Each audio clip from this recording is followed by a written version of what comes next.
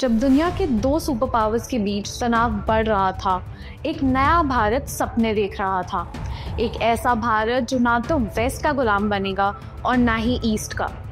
आज 75 इयर्स के बाद वही भारत एक ऐसे डिप्लोमेटिक ट्रिपीज आर्टिस्ट की तरह दुनिया के स्टेज पर झूल रहा है, जहां रशिया, अमेरिका और चाइना जैसे बड़े जियोपॉलिटिकल प्लेयर्स उसके सामने परेशानियां खड़ी करते हैं। इस कहानी में हम देखेंगे कि कैसे हमने नॉन अलाइनमेंट से लेकर स्ट्रेटेजिक ऑटोनॉमी तक का रास्ता तय किया और आज उसी रास्ते को मॉडर्न दुनिया के नज़रिए से देखेंगे। नमस्ते, मैं हूँ एंजल और आप देख रहे हैं भारत की विदेश नीति पर हमारी special series India and the world.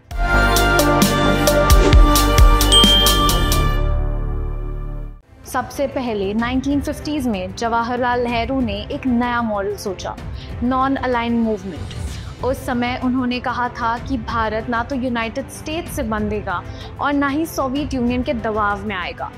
और फिर 1955 में बैंडंग कॉन्फ्रेंस में नेहरू, इजिप्ट के नासिर और यूगोस्लाविया के टीटो ने एक मंच पर खड़े हुए एक तीसरा रास्ता चुनने का संकल्प लिया, अपनी पॉलिसी खुद बनाने का, बिना किसी सुपर पावर्स के दबाव के।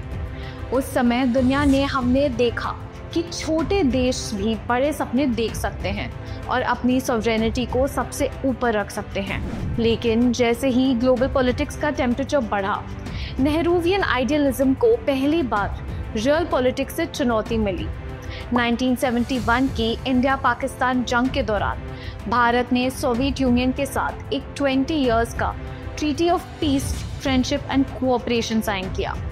उस दौरान अमेरिका ने प्रेशर डाला, लेकिन हमने समझा कि न्यूट्रल रहना एक बात है, लेकिन अपनी नेशनल सिक्योरिटी नीड्स को इग्नोर करना अलग बात।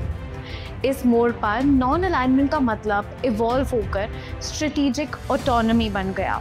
फिर 1991 में वो परेशान कर देने वाला साल आया जब सोवियत यूनियन टूटा और हम इकोनॉमिक क्राइसिस के घेरे में थे। तब फाइनेंस मिनिस्टर मनमोहन सिंह ने इकोनॉमिक लिबरलाइजेशन का प्लान लॉन्च किया, लाइसेंस राज हटाया, फॉरेन डायरेक्ट इन्वेस्टमेंट को बुलाया और भारत को ग्लोबल मार्केट से जोड़ा। इस दौर में नॉन अलाइनमेंट की जगह मल्टी अलाइनमेंट का कॉन्सेप्ट उभरा। हमने अमेरिका के साथ सिविल न्यूक्लियर डील की, यूरोप और जापान के साथ ट्रेड पैक्ट्स बनाए, मगर ध्यान रहे हमने अपनी स्ट्रेटेजिक ऑटोनॉमी कभी कॉम्प्रोमाइज़ नहीं होने दी। इसने ये सिखाया कि आइडियल डिप्लोमेसी के साथ प्रैग्मैटिक पार्टनरशिप्स भी ज़रूरी होती हैं। अपनी ग्रोथ के लिए हर रास्ते का इस्तेमाल करो, पर अपनी इंडिपेंडेंस ना खोना। आगे बढ़ते हुए 2010s में चाइना ने बेल्ट एंड रोड इनिशिएटिव लेकर आगाज़ किया, पोर्ट्स और रेलवेज बनाने शुरू किए और इंडो पैसिफिक रीजन में अपनी मौजूदगी बढ़ाई। और बॉर्डर टेंशन्स जैसे 2017 का डोकलाम स्टैंड ऑफ ने हमें बताया कि सिर्फ पीस टॉक से काम नहीं चलेगा, एक प्रैग्मैटिक सिक्योरिटी पोस्चर भी ज़रूरी है। तब हमने एक इनफॉर्मल सिक्योरिटी फोरम क्वाड बनाया, यूनाइटेड स्टेट्स, जापान, ऑस्ट्रेलिया और इंडिया के बीच। क्वाड ने दिखाया कि हम अपनी ऑटोनॉमी से इनसिक्योरिटीज़ को फेस कर सकते हैं और एक स्ट्रॉन्ग नेटवर्क बना सकते हैं। यही वो प्लेटफॉर्म था जहां हमने अपनी पॉलिसी खुद लिखनी शुरू की। और फिर 2022 में रशिया यूक्रेन कॉन्फ्लिक्ट ने हमारे डिप्लोमेटिक स्किल्स को सबसे बड़ा टेस्ट दिया। जब रशिया ने यूक्रेन पर अटैक किया, भारत ने यूएन वोट्स में रशिया को कंडेम भी किया, पर सैंक्शंस ज्वाइन नहीं किया, एक तरह से एब्सटेन किया।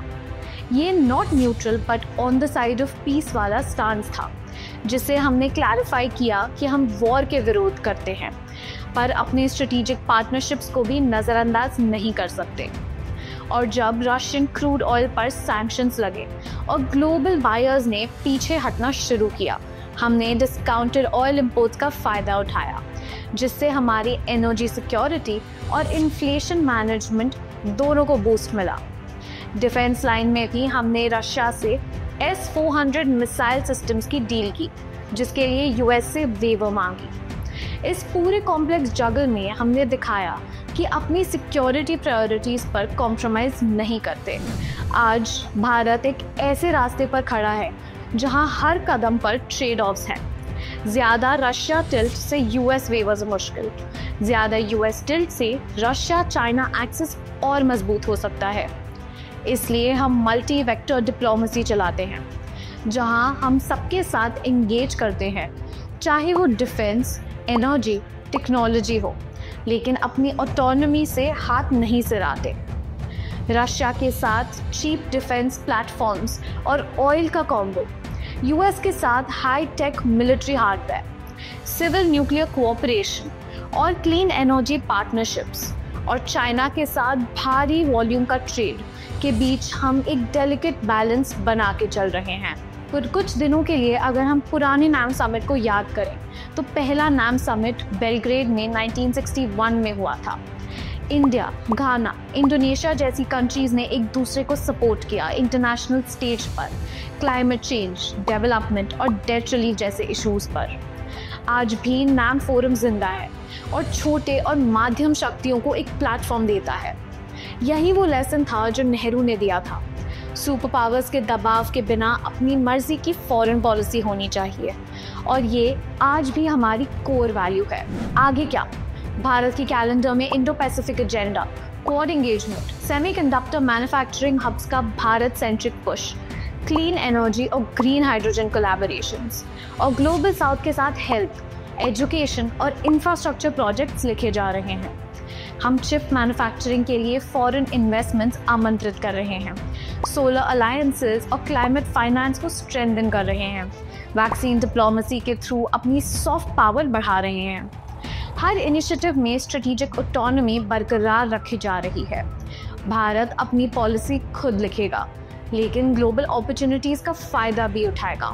ये सफ़र जो 1950s के आइडियलिस्टिक नॉन अलाइनमेंट से शुरू हुआ था, 2025 में एक प्रेगमैटिक मल्टीपोलर वर्ल्ड की रिक्वायरमेंट बन गया है।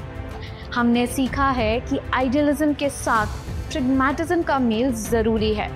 सिर्फ एक ग्राउंड पर खड़े रहना काफ़ी नहीं, बल्कि मल्टीपल प्लेटफॉर्म्स पर अपनी प्रेजेंस भी मेंटेन करनी है। आज not neutral but on the side of peace वाला मंत्रा ही हमारी डिप्लोमेटिक आइडेंटिटी है। तो ये थी कहानी भारत की नॉन अलाइनमेंट से स्ट्रेटेजिक ऑटोनॉमी तक के सफ़र की, और ड्रामेटिक लीप अक्रॉस 7 डेकेड्स, जहां हमने आइडियलिज्म को प्रेगमैटिज्म से मिलाया और एक मॉडर्न सेल्फ रिलायंट भारत की नींव रखी। अगर आपको ये कहानी पसंद आई तो लाइक और शेयर करें, और कमेंट्स में बताएं कि आप और कौन सी कहानी सुनना चाहते हैं। For more such geopolitical updates, stay tuned to Bharat लोक।